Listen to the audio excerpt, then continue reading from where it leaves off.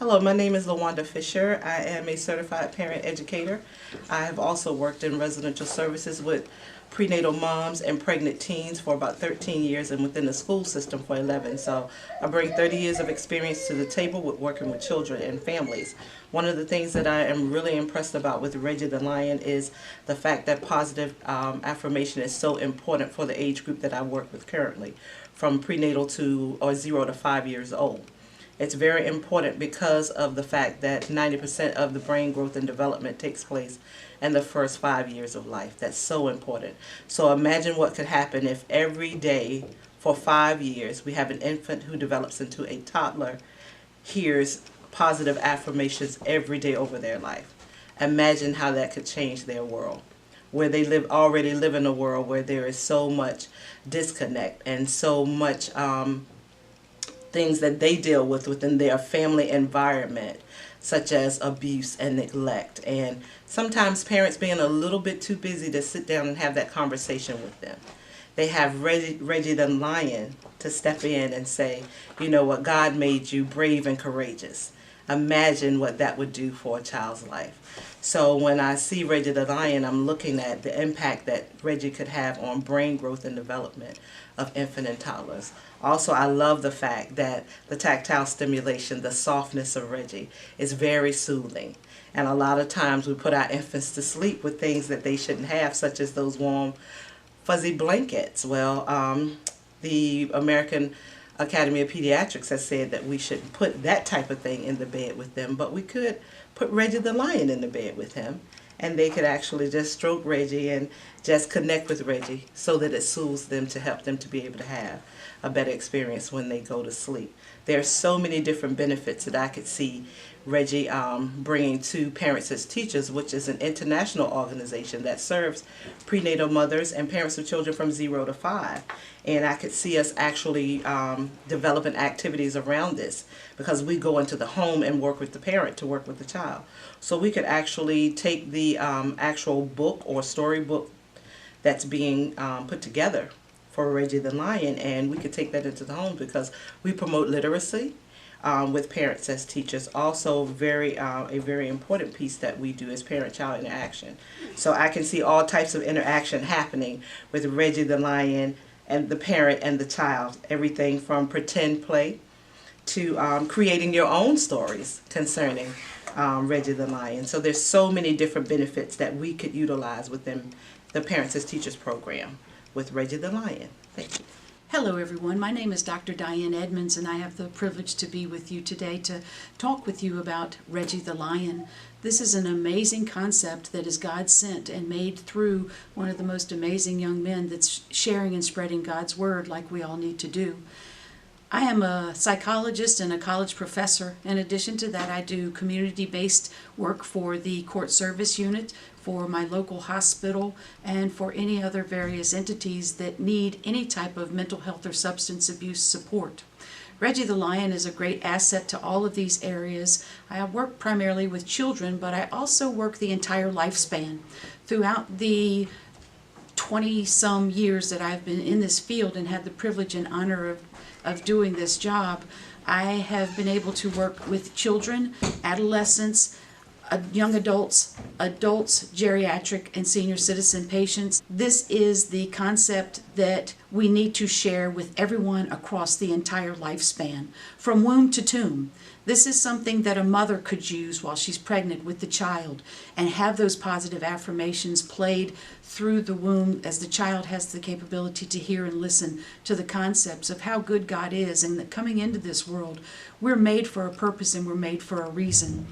And prior to even entering this world, the child will have those positive affirmations that God has made them a jewel and made them a king or a queen coming into this world. This is an affirmation that needs to continue through life. With that being said, in addition to that, it also is something that can be carried over into early childhood, as was previously spoken about. Early childhood is a definite phase of development, and the first 5 years are the most crucial. During this time, children have a tendency to like to gravitate towards something that they can learn from. And we all learn in different ways. We all learn from visual satisfaction. We all learn from auditory satisfaction and demonstration. And through the demonstration of this particular lion, these children have the capability to learn even as they grow. This is a material possession that they could take with them throughout life. If it starts even prior to birth with the mother giving the positive affirmations, it can continue through childhood. This is something, my son still has the stuffed animal that he had as a child, and he's 23, but he would also be one that would be very positive and supported of this particular desire and ability to give positive affirmations, not only to children but to adults. Adults need that capability. And speaking about the geriatric population, we all know that we come into this world in infancy and have a tendency sometimes to go out in the same way.